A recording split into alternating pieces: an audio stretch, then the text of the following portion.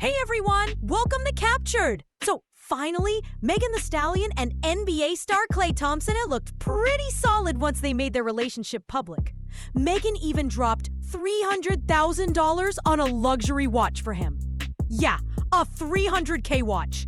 That's no joke. That's real love, right? But not everyone's happy about it. Rapper Slim Thug, he's feeling salty. He's been crushing on Megan for years, leaving flirty comments under her posts. Even saying he'd be her video hoe if she let him. He really tried to get her attention. And when he saw her dancing to his music, he thought she was into him too. But then she went for Klay instead, and Slim's clearly not over it. That's a good watch too. Thank you, brother. Sheesh. Megan got gifted me this. Word? Yeah. What a sweet lady.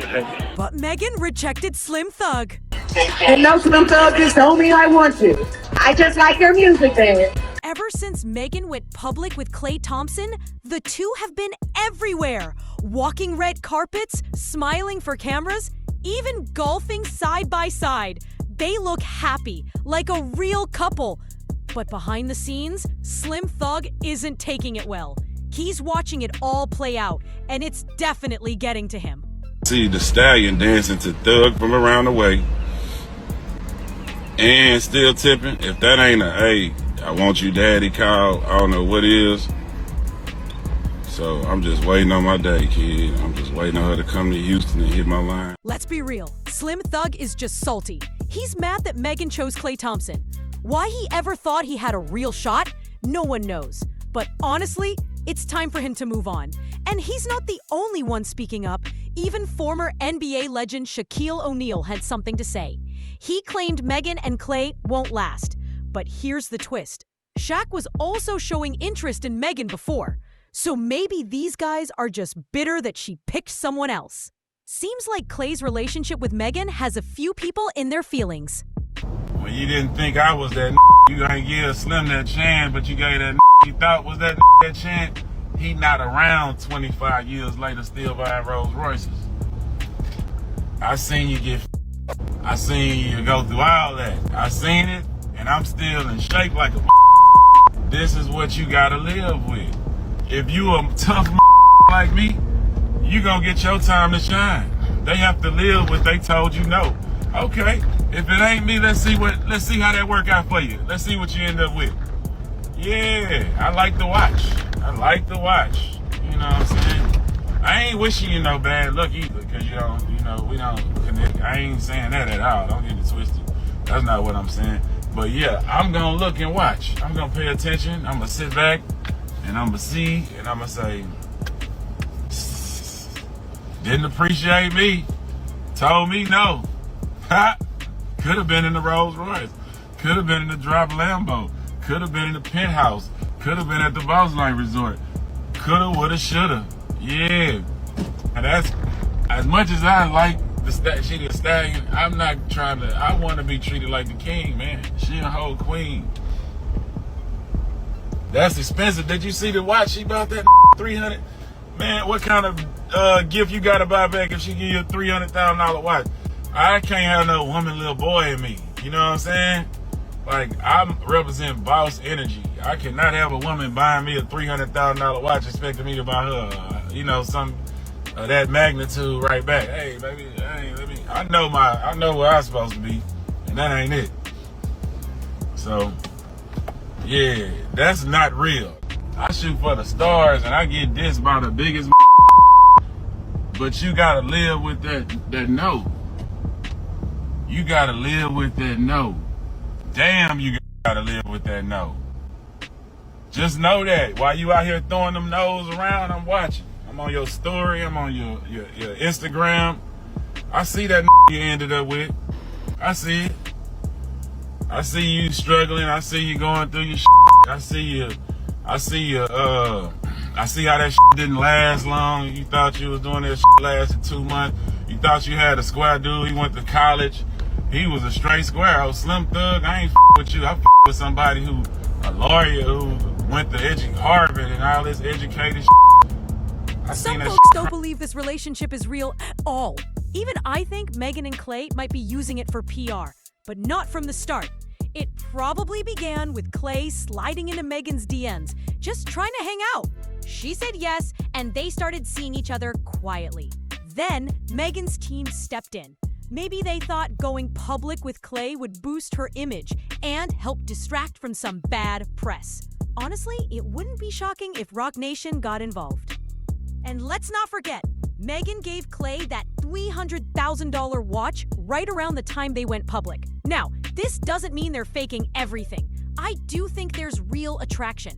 Megan says Klay treats her well, and she fits the type of women he seems to like. Just look at his past relationships with Laura Harrier and, reportedly, Coco Jones. Yahoo Entertainment even said Klay and Coco were dating on the low for a while. So yeah, physically, Megan does seem like Klay's type. Personality-wise, that's harder to say. They might be total opposites, but sometimes that's what makes it work. So I wouldn't count them out just yet. Let it breathe. Let it grow. Who knows? They might even settle down someday. But let's switch gears. The R&B girl group FLO just landed in some drama. Their former stylist, Lee Trigg, called them out for not paying her, and things got real messy. Messy enough to grab people's attention. If you don't know Flo, they're a rising R&B group from the UK. Super talented. And yeah, I'm a fan. But lately, people are talking less about their music and more about their outfits. After their performance at Lollapalooza, fans were not feeling their new look. Many said they missed Flo's old style and their old stylist, Lee Trigg. One fan even tweeted, "No shade, but I miss Lee Trigg bad." And when Georgia, one of the members, saw that, she clapped back with, "I don't." Georgia's comment didn't go unnoticed. In fact, it set off their former stylist, Lee Trigg, and she went straight to Twitter with receipts. She revealed that Flo still owes her more than 50,000 euros in unpaid fees, expenses, and late charges. She said, "Sad that this is the only response I've gotten after a year of chasing them and their team. Please reply to my lawyers." Lee said she tried to handle everything privately. She even hired lawyers and sent emails for months, but now she just wants what she's owed, not hate from strangers online. Lee posted parts of their contract showing she charged them over $19,000 last year, likely around $22,000 after conversion, but they never paid. And now, with late fees piling up, the total has climbed to over $67,000. That's a serious amount. Renee, another member, even blocked Lee. She tweeted, "When will y'all realize people are crazy?" Meanwhile, Georgia joked online about showing Stella the mess after her flight. Georgia kept going. She clapped back at a comment saying, "Y'all think Georgia and Renee will tweet knowing they're wrong?" Georgia replied, "Glad someone on this app has a brain."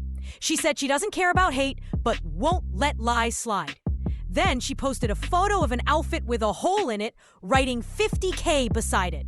Her caption, "For one show, we pay finished work." I ain't in the mood. If that was the final look, you can see why they'd be upset. 19,000 for something torn? Flo's management later said they tried resolving things quietly.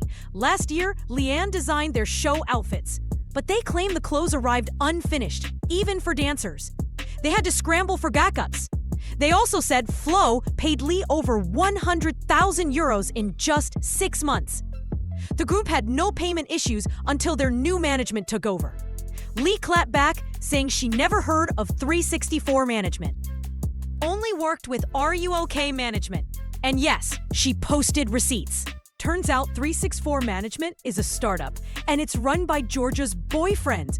That's why she's defending so hard. But now people are worried about FLO's future. Being managed by a group member's boyfriend? That's risky. This kind of setup often leads to problems. Favoritism, money issues, and tension. It's the kind of drama that breaks up girl groups. I really hope Stella and Renee speak up. FLO needs real management. People who know how to handle PR, budgets, and bookings. Not someone just learning on the job. They're too talented to crash like this. Anyway, let's talk about Tyla. She's also worked with the stylist Lyric, same as FLO. But Tyla's different. She knows her budget's tight right now, and she's adjusting. She's not expecting luxury, she's making it work on her own terms. That's smart.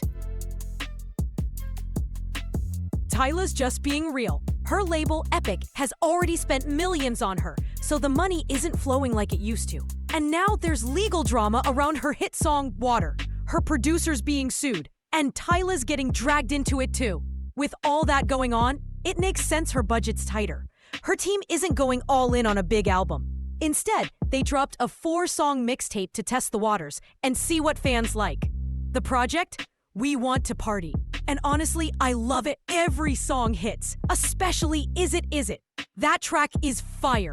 I just wish her label would push it harder, like they did with her past singles. But clearly, they're holding back, waiting to see what sticks before spending more. Anyway, let me know what you think in the comments. Like, share, and subscribe if you care. Thanks for watching. I'll catch you in the next one.